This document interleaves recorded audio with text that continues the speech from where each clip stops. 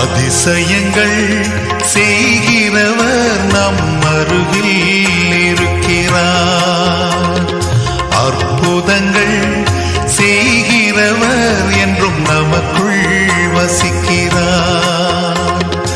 அதிசயங்கள் செய்கிறவர் நம் அருகில் இருக்கிறார்.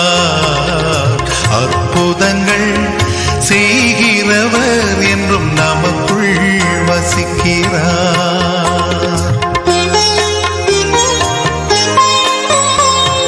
தண்ணீரை இரத்தமாய் மாற்றினார் அதிசயம். எகிப்து தண்ணீரை இரத்தமாய் மாற்றினார் அதிசயம்.